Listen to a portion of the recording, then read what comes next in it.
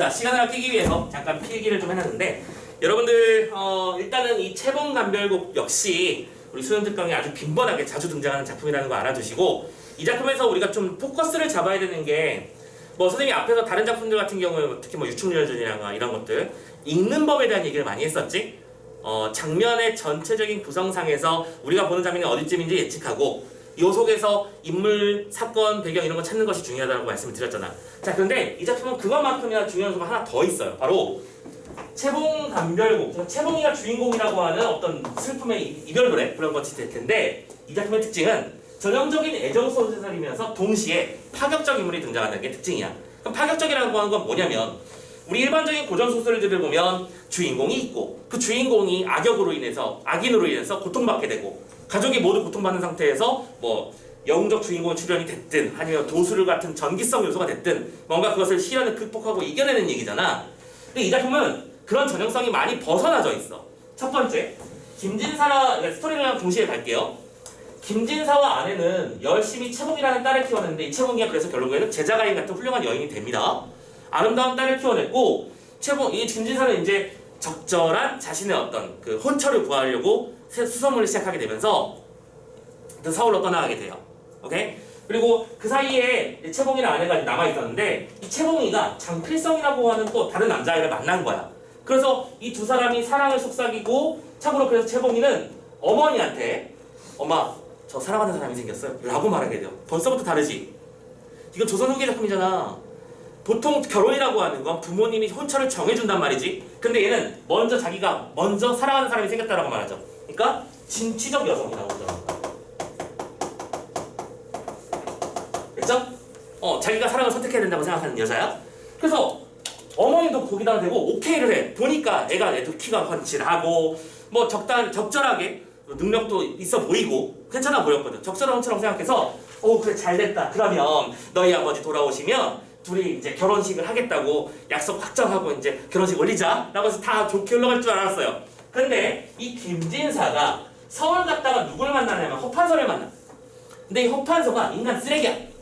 그러면서 자기가 아내가 있거든. 아내가 있는데 허판서가 김진사가 이제 둘이 만난 자리에서 김진사가 얘기를 주고받는 과정에서 그러니까 뭐 일 얘기를 하다가 허판서의 젊은 남자 시종이 수중을 들고 준비물 딱 챙겨들고 나가는 걸 보면서 나도 모르게 얘를 쳐다보는 거야. 얘가 게이? 그럴 리가 없잖아, 그치? 남자를 왜 쳐다보다 하면서 허판서가 날카로운 눈매를 딱 보여주죠. 그러면서 물어봐. 아니, 저 친구는 왜 저렇게 관심을 보이는가? 했더니 제가 마침 장성한 딸이 하나 있는데 참 이 사람도 욕심이 많지 않은 거야. 진사 정도면은 그냥 지방의 어떤 대정 정도니까 내가 무슨 명문가의 어떤 집안의 자제를 드리고 싶은 욕심은 없고 그냥 우리 딸아이한테 딱 적절한 저 정도 생겼고 저 정도 훤칠하면 뭐 될 것 같은데 참 아깝네 라고 생각하고 있었답니다 라고 말을 했더니 허판서가 이제 욕심이 나죠. 젊은 여자애가 있다는 소문이고 얘는 전략적으로 나보다 밑에 내가 갑질할 수 있는 위치잖아. 뒤를 걸어. 야, 채봉이 그러니까 그 딸이 있다고? 네. 그 딸아이가 만약에 판서에 첩이를 하면 어떻게 될까? 허판서는 그때부터 머리가 돌아가기 시작하는 거야. 잠깐만. 어차피 우리의 결혼은 해야 되고 이왕 결혼할 사람이 고위 관직자 판서잖아. 쉽게 말하면 무슨 장관급 레벨이잖아. 이 정도 되면 권세 있는 거지. 그래서 딜 좋습니다. 그리 하시지 라고 하게 된 거야. 그래서 각서까지 쓰고 내려와. 내가 딸아이를 데려오겠다. 안 데려오면 돈으로 갚겠다. 이렇게 되는 거야. 그래서 쉽게 말해서 돈 주고 판 거지. 그리고 다시 다시 고향으로 내려온 거야. 내려와서 자, 여보 나왔어. 좋은 소식이 있어.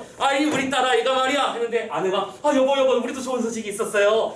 남편감을 구했지 뭐야. 그쵸? 근데 그 둘 사이에서 또 얘기가 주고받아지겠죠. 아내는 딸 편을 들어서 결혼시키고 싶어하는 사람이 이쪽이고 김진사는 허판사랑 결혼시키고 싶어하는 거 알겠지? 그런 상황인데 그럼 봐봐. 여기서 이 남편과 아내 즉 가족이 오히려 딸을 매몰시켜버리는 인물이 되는 거지. 부정적 역할을 하는 부부가 나온다는 거야. 오케이?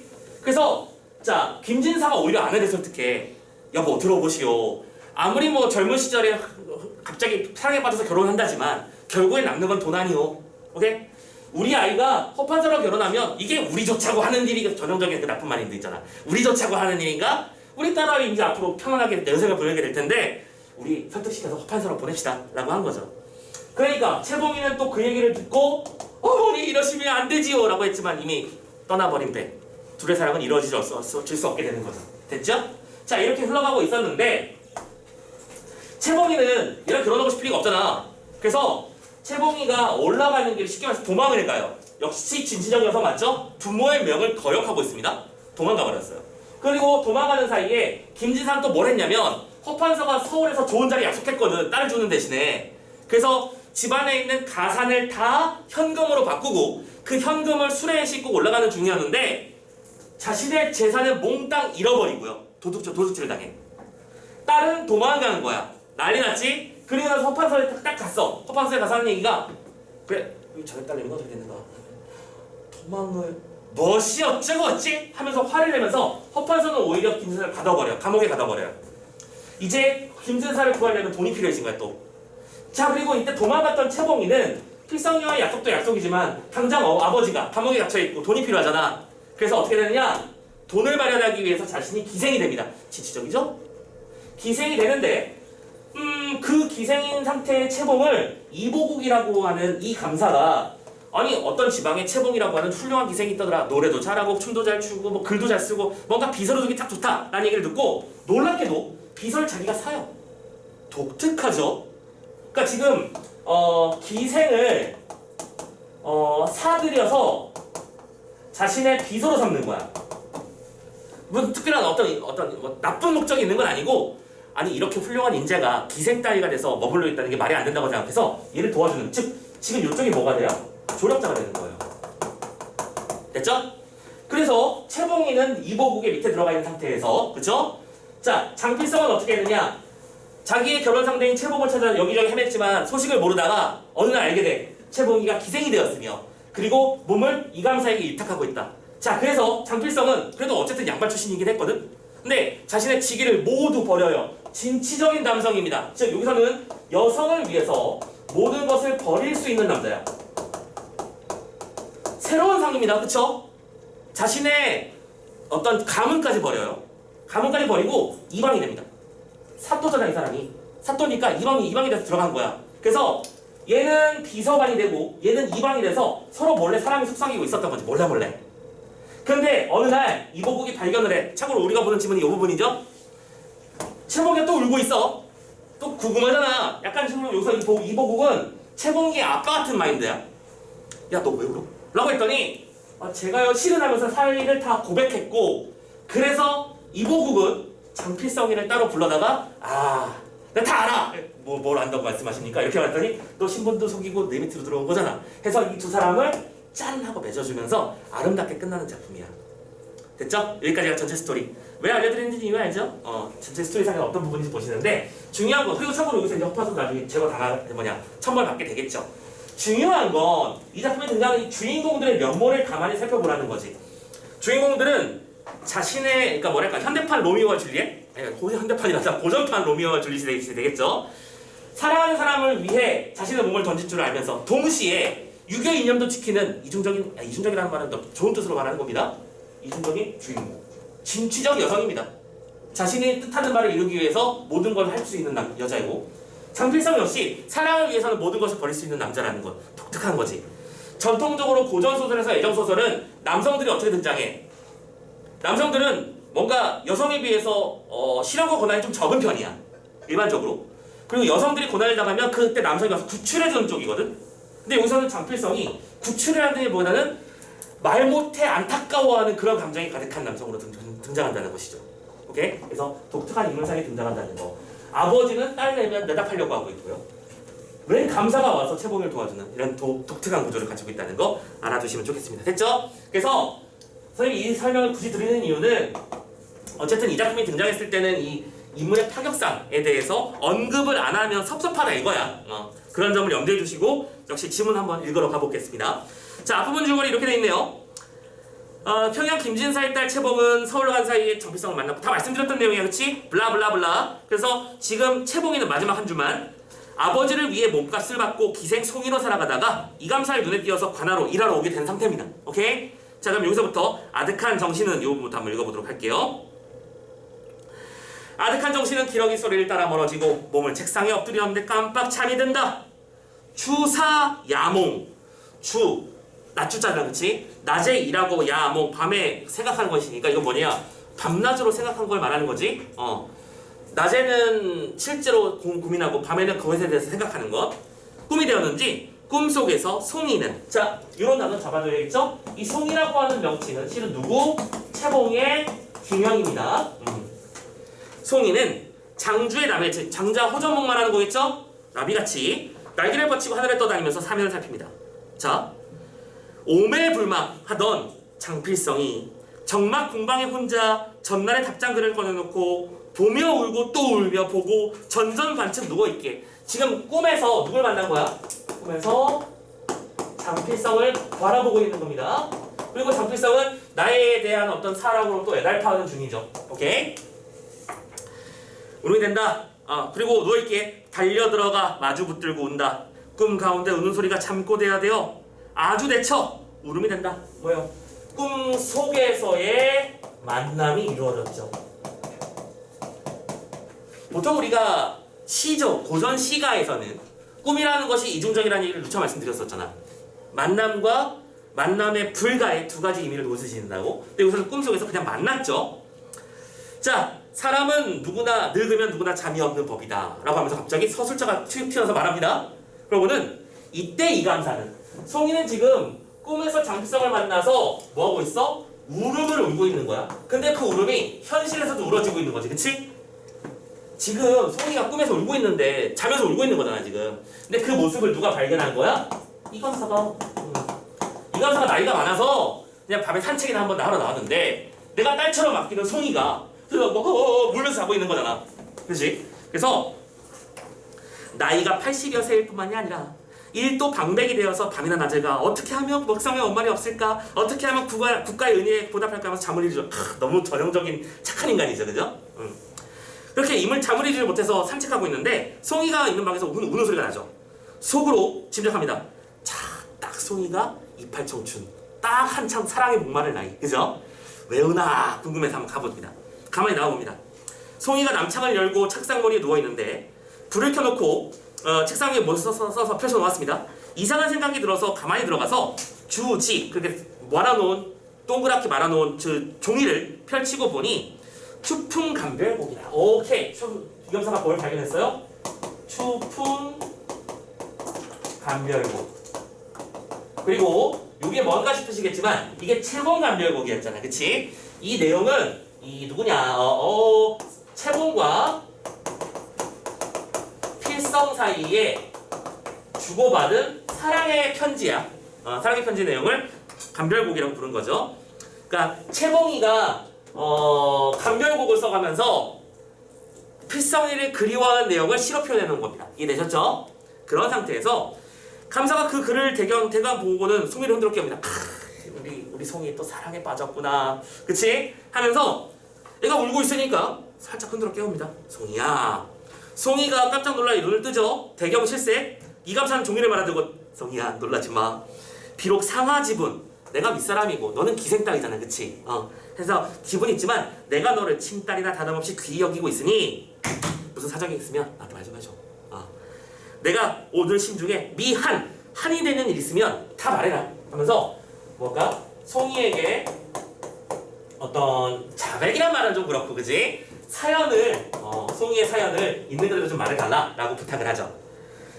송이는 황당해서 어찌할 줄 모르다가 소녀의 죄가 만사무석입니다. 이거 이해하자. 지금 송이는 죄가 만사무석이라고 말했어요. 무슨 뜻이죠, 만사무석? 만 번 죽어도 애석하지 않다라는 뜻으로 자신의 죄가 큼을 말하는 거야. 자신의 죄가 큼을 말하는 거야. 근데 이 죄라고 하는 건 무슨 죄인 거지? 왜냐면 이 앞에서 벌어진 사건을 이해해야 되는 건데 실은 자신을 부모처럼 여겨준, 부모를 거꾸로 말했네. 자신을 자식처럼 여겨준 이감사에 대한 배반, 자신의 속마음을 드러내지 않은 것이고, 이 얘기는 이퀄 뭐냐면 필성과의 사랑을 말하는 거야. 비밀 연애. 그러니까 필성이도 갖은 노력 끝에 이 이감사의 이 방으로 들어왔을 거 아니야. 그리고 두 사람이 처음 눈에 마주쳤을 때는 한눈에 저 사람이 여기에, 저 사람이 여기에 있겠지. 필성이는 얘가 기생까지 될 줄 몰랐을 거고, 재봉이도 필성이가 나를 위해서 이방까지 될 줄 몰랐을 거 아니야. 신분을 확 내려온 거니까. 그러니까 두 사람은 그래서 대놓고 연애할 수 없었고 몰래 숨어서 연애를 하는 건데 딱 걸렸다고 생각한 거죠. 그래서 이감사는 허허 웃습니다. 내가 너의 소회, 그동안 있었던 말을 모두 듣고자 하니까 말을 좀 해봐. 송이가 한출천배, 땀 한자죠. 땀을 줄줄 흘리며, 그죠? 주르르 흘리면서 몸이 떨려 말하고 못하고 있으니까 감사가 또 재촉합니다. 이처럼 물어보시니 어찌 감히 기망하겠습니까? 기망하는 건 뭐니? 기망하는 게 뭐니? 속이는 거야. 그러니까 어떻게 감히 속이겠습니까? 속일 수 없다 하면서 눈물을 닦고 두 손을 모아 단정히 서고, 그리고 당초에부터 시작할게. 자, 이 당초에부터 벌어지는 일들은 뭘까요? 전부 다 그동안 있었던 사건들을 요약적으로 제시해주는 장면이 되겠지? 요약 정리합니다. 후원에서 장필성과 그를 화답하던 일과 그 모친이 장씨를 불러서 혼인을 약속한 일과 김진사가 서울로 올라가 벼슬을 구하다가 허판사와 관계된 일, 허판사가 자기를 별도의 측실이라고 하죠. 첩으로 달라고 했던 일, 김진사는 그것을 허락했지만 저는 장씨와의 약속, 장필성 약속을 지키기 위해서 말리교에서 도망간 일, 그 후 모친이 찾아 내려와서 몸을 팔아 돈을 주어서 올려보내고, 왜 몸을 팔았고 왜 돈을 보내서 올려줬지? 아버지가 허판서에 노여움을 사서 감독이 갇혔기 때문에 구출할 돈이야. 돈을 올려보내고, 기생이 된 후에도 장씨를 잊지 않고 글을 써서 해답할 사람을 구해 장씨를 만나 다시 몸을 허락한 일. 어쨌든 지금도 연애 중. 이렇게 말합니다. 대감의 하늘 같은 일에는 결초 보은에도 잊지 못하겠나 하이다 하면서 울죠. 감사는 송이의 등을 툭툭 두들기면서 어루만지면서 송이야 울지 마라. 네 사정이 그런 줄 알지 못했구나. 그러나 오늘에 알게 되었으니 내가 어찌 네 소원을 못 들어주겠느냐. 이제 보니 장필성이도 사정이 있어서 이방이 되어서 들어온 것이로구만. 내가 내일 필성이 불러줄게. 너무 좋은 사람이죠, 그죠? 눈물이라고 하는 것은 인정에 지극한 이슬이라. 그러므로 억울하고도 그리워도 눈물이 나고 좋고 반가워도 눈물이 나는 법. 그럼 전부 다 지금 뭐가 들어가고 있어? 작가의, 서술자의 개입이 들어가고 있죠. 이 눈물이라고 하는 것은 이 슬픔의 눈물이 아니라 기쁨의 눈물일 것이다 라고 말해주면서 송이는 이감사의 말을 들으며 다시 눈물이 떨어지는 것도 모르고 있습니다. 그러다가 부모 생각이 나서 또 감사에게 말하죠. 이렇게까지 보살펴 주시니 하정, 아랫사람에게 베푸는 정이 망각합니다. 그런데 소녀의 부모가 소녀로 인해서 공경에 처했으나 아직 소식을 모르니 이 또한 원한입니다. 뭐요? 우리 아빠도요 라고 하는 거죠. 그런데 이감사는 그 얘기를 듣더니 오히려 더욱 기특해합니다. 부모를 생각하는 마음이 더욱 가상하구나. 이쁜 것. 효열지심, 그치? 효는 부모를 생각하는 마음, 열은 한 남자만 생각하는 마음이잖아. 그러니까 궁극적으로 이 작품은 실은 효와 열이라는 단어를 통해서 전형적인 유교 이념의 유교적 질서를 신봉한 건 사실이야. 그러니까 이 작품이 파격적이라는 건 바로 이런 부분이지. 분명히 작품의 배경 속에는 유교적 질서가 숨어있지만 그 작품을 실현해 나가는 인물의 모습은 독특하다는 거야. 오케이? 부모님에 대해 반항했고 자기가 먼저 사랑을 골랐잖아. 심지어 자신의 몸을 팔아서 부모를 구하는 인간이잖아. 그치? 독특하다고. 그러니까 이 요소가 중요해. 아무튼 효열지심이로구나. 이른바 천심에서 나오는 말이로다. 그것도 구피 주선에서 앉아 알아보게 할 테니까 이거 걱정하지 마. 내가 다 처리해줄게. 역시 든든한 백이 됐습니다. 하고 안방으로 건너와서 혼자 누워가지고는 송이가 그 종이에다 써놓은 추풍 담벼보고 여러 번 보면서 잘 썼다. 야, 이 작품이다 라고 말하면서 또 만족하고 있죠. 이튿날, 자, 시간이 바뀌었잖아, 그치? 시간이 바뀌었어요. 이튿날 새로운 사건의 시작. 조조의 아침 이른 시간. 여러분들 조조아리라는 말 들어봤죠? 아주 이른 아침입니다. 이감사가 장필성을 부릅니다. 필성은 속으로 생각하죠. 아니 이렇게까지 일찍 부르신다고? 나를 아침 7시에 부르신다고? 왜? 하고 감사하게 부르셨습니까? 문안 인사를 하죠. 이감사는 반가워하면서 별당으로 와 라고 말합니다. 자, 우리 별당이라고 하는 공간은 보통 뭐냐면 여성들이 기거하는 공간을 말하는 건데 필성이가 보통은 들어갈 일이 없는 장소고 실은 누가 있는 장소? 송이가 있는 장소겠죠? 하니까 그래서 더욱 이상하게 여기 따라 들어간 거야. 감사가 부왕으로 부른 다음에 이번 송이를 불러옵니다. 송이가 별당으로 들어왔죠. 필성과 서로 만나자 소스라치게 놀라지만 말없이 그냥 쭈물쭈물하고 우물쭈물하고 있는 거지. 왜? 참고로 현재 필성이는 이 모든 상황을 이보국, 이감사가 알고 있다는 사실을 모르니까요. 됐죠? 그리고 당연히 최범위도 함부로 여기서 움직일 수는 없겠죠. 상황 판단 잘 하시고요. 그래서 이른바 양인, 심사, 양인지 무슨 소리예요? 양인 두 사람의 심사, 마음속은 양인 두 사람만 한다. 감사의 앞이라서 감히 말을 못하고 그 곤란한 지경이 어떠할까? 또 야, 너무 많이 나온다. 서술자의 K, 편집자죠 노은평 엄청 나오고 있죠? 편집자죠 노은평 빈번하게 나오고 있습니다. 그러니까 이 작품은 약간 글의 스타일 자체도 약간 새로운 스타일인 건 사실이야. 물론 이제 우리가 고전시가 고전 사문 작품에서 서술자의 개입이나 편집자의 논평이 자주 나온다는 건 알지만 얘는 약간 이 근대 작품에 변사 같은 느낌 들지 않냐? 아 이들의 사랑을 보라 이런 느낌이잖아. 그치? 그래서 좀 특이하고요. 아 쟤들 참 불쑥 곤란하는 거 보이지 않나요? 라고 물어본 다음에 이감사는 껄껄 웃고 필성을 봅니다. 필성아 너 송이를 보기 위해서 이 방에 천역을 자원하고 들어왔지. 중요한 말이죠. 천역을 자원했다. 뭐예요? 천원 역할을 스스로 원해서 했다는 얘기야. 누차 말씀드리지만 장필성은 양반 출신입니다. 그럼에도 불구하고 자신의 신분을 버리고 사랑을 위해서 모든 걸 던진 남자였잖아. 당대로선 새로운 가치지, 그치? 아무튼 네가 그런 일까지 자원하고 들어온 지가 벌써 7달이어도 못 보다가 서로 만나보니까 어때? 그 뭐예요? 나 다 알고 있다. 그냥 이제 편하게 얘기해서 된다 라고 말하는 거죠. 필성은 더욱 놀라 어찌할 줄 모르다가 일어서서 절을 하게 되죠. 어떻게 하셨는지 제가 뭘 해야 될지 그죠? 그리고 이 뒤는 이제 안 봐도 비디오죠. 두 사람을 평생 잘 지내도록 맺어주시고 약간 백업 어시스트 하고요. 김진사도 이제 너 임마 그러는 거 아니야 그래서 정신 차리게 하고 잘 불러드리고 이 포판서 아작내고 뭐 그런 내용이 나오는 게 이 다음의 내용일 거라고 생각하면 되는 거죠. 됐죠? 자 그리고 참고로 마지막 필성이는 결국에는 이보국의 추천으로 나중에 고위 간직까지 오르게 됩니다. 작품이 마무리가 돼요. 자 이런 내용이었고요.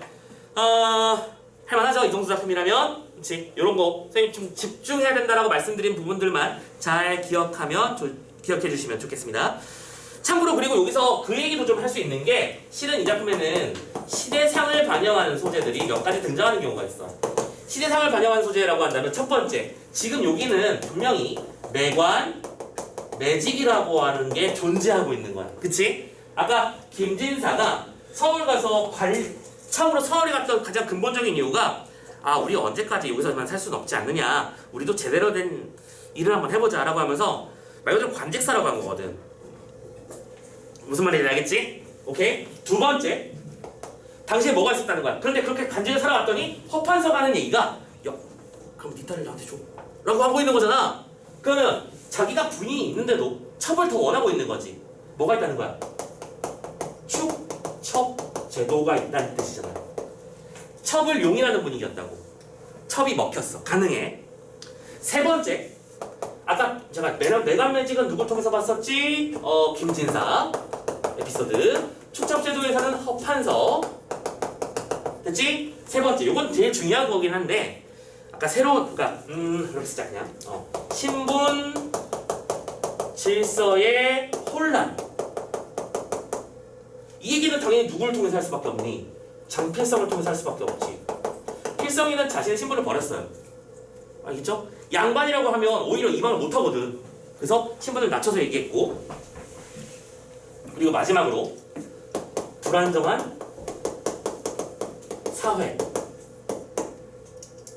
얘들아, 니들 지갑에 100만 원이 100만 원 너무 작아. 한 1억 정도 있어. 오케이, 좋아. 왠지는 모르겠지만 1억 있어. 이걸 가지고 내가 길을 걸는다고 생각하자. 물론 두근두근 하겠지만 선생님도 그 돈은 직접적으로 만져본 적이 없거든. 선생님이 예전에 그런 적이 있었어. 집 거래를 하는데 집은 어쨌든 억 단위가 오가자는 거잖아. 근데 선생님은 그걸 은행에서 빌려다가 이 사람한테 줘가지고 선생님은 집을 들어가잖아 보통은. 그러니까 내 눈앞에서 1억짜리 수표가 한 장 써지는 거야. 처음 보잖아. 나 그거 좀 한번 만져보면 안 되냐. 좀 부끄럽지만 부동산에 가서 1억짜리 돈 한 번만 만져봐도 돼요? 그래서 말하고 웃으면서 만져보라고 하더라고. 야 이게 1억이구나. 내 돈인데 내 돈 아닌 내 돈. 무슨 말인지 알지? 분명히 내 건데 내가 이걸 가져본 적은 제대로 없는. 참고로 그때 지금 이름 기억나는 게 그 은행장 이름이 소지섭이었어. 대박이지? 그래서 은행장 소지섭이로 적혀있는 1억건 딱 봐서 이게 1억 하면서 즐거웠다 딱 주면서 넘겼던 그런 기억이 나네요. 아무튼 자 1억짜리 수표를 들고 룰루라 가는데 우리는 지금 이 사회에서는 지나가다 총 맞을까 걱정하지 않습니다. 그죠? 근데 얘들은 어땠냐면 김진사가 과산을 털어서 서울로 올라가는 길에 몽땅 도둑질을 당하죠. 오케이? 뭐예요? 치안과 사이가 불안정한 것을 여기서 김진사를 통해서 확인할 수 있다는 거예요. 김진사가 재물을 모두 잃었냐면. 됐죠? 자, 이렇게 이 작품 속에서는 이제 사회상 얘기도 좀 할 수 있으면 더 좋다라는 것까지만 추가해 놓으면 뭐 더 이상 어려울 건 없을 것 같네요. 됐죠? 매간매직, 축첩제도, 신분질서의 혼란, 불안정한 사회상 이렇게 정리하면 되겠다. 오케이, 요 정도까지 정리를 하고 그러면 이제 문제를 푸는데 문제에서 딱히 그런데 또 새로울 건 없어, 그지? 어디 갔을까? 지금 4번 문제를 보면 뭐 윗글에 언급된 추풍감별곡의 일부라고 하면서 님에 대한 그리움을 말하는 시가 하나 같이 연결돼 있지? 요것만 살짝 살펴보고 마무리 지어 드릴게요. 앞에 건 다 넘어갈게. 4번 문제 보시면 뭐 어렵지 않아요. 자, 굵은 글씨만 볼게요. 외로운 잠자리에 임그리던 꿈을 깨어라고 말했습니다. 뭐 어려운 말 아니 있잖아. 당연히 님을 그리워하면서 잠을 자니 꿈에서도 님을 볼 수밖에. 쭉 내려가서 중략 두 번째 거 사이에 연분도 없고 없지 않고 정도 있건만은 같은 성한 남북촌에 있으면서 어이글이 못 보는 거 뭐예요? 서로의 소식을 알고 있다는 뜻이야. 그치? 참고로 이 채몽이가 자신의 그러니까 아버지를 구하기 위해서 자신의 신분을 확 낮춰버리고 자신의 몸을 팔아버린 것도 사실이지만 그렇다고 장필성과의 인연을 끊었냐? 절대 아니지. 지문성에서 아까 뭐라고 했었지? 장필성에게 답을 할 사람을 구했다고 했었지. 계속해서 필성이랑 연락을 하는 거야. 진취적이죠. 그냥 아무 대책 없이 흑흑흑 하면서 울고 있는 그런 여자가 아니라 나름대로 답을 찾아가는 여인입니다. 그렇죠? 자, 이렇게 해서 같은 장소에 있다는 것도 알지만 우린 못 보고 있었고, 자, 그래서 지금까지 산 것은 부모와 정도님 만날지 모르니라 하늘이 미워하고 조물주도 시기하는구나. 상사의 중한병을 어찌하면 좋을까 하면서 계속해서 님에 대한 안타까운 사랑의 정을 표출하고 있죠. 자, 빨리빨리 가기 위해서 답만 체크할게요. 답을 먼저 체크할게요. 5번 상사의 중한병, 중은 무겁다는 뜻이죠. 무거운 병은 허판서의 별실자리와 장필성이 아는 사이에서 갈등한다. 말도 안 되잖아. 스토리를 알면 절대로 답을 잡을 수 없는 그런 문제잖아. 그러면 도대체 이 문제는 왜 있는 걸까? 어쨌든 다른 작품과 연결해서 이해하는 문제니까. 그래서 1번 그리움의 눈물, 2번에 장필성과 실제로 가까운 장소에 있음, 3번에 가족이나 임 같은 존재와 함께하고 싶은 마음, 4번 자신과 가족에게 닥친 위기 상황을 운명의 탓, 즉 운명론적 세계관, 이런 식의 우리가 많이 봐왔던 그런 개념이랑 연결해 놓은 게 보이실 거예요. 자, 낯선 작품이 등장했다고 해서 쫄 필요는 1도 없다는 거 누차 말씀드렸죠? 보통 작품을 낯선 걸로 들고 와서 비교, 이해하는 문제는 그 자체로서 실수만 안 하면 돼. 보통 오해하고 곡해하고 오버 해석하지만 마세요. 이렇게 하면 문제를 풀 수 있을 겁니다. 자, 고생하셨고요. 여기까지 해서 채봉감별곡까지 마무리 지었고요. 다음에는 베비장도 이것도 재밌는 건데 아시지만 일단은 작품은 여기까지. 자, 마지막 쉬는 시간 한번 하고요. 이제 뒤쪽에 비스 비율 지문 그거 얘기하고 마무리할게요.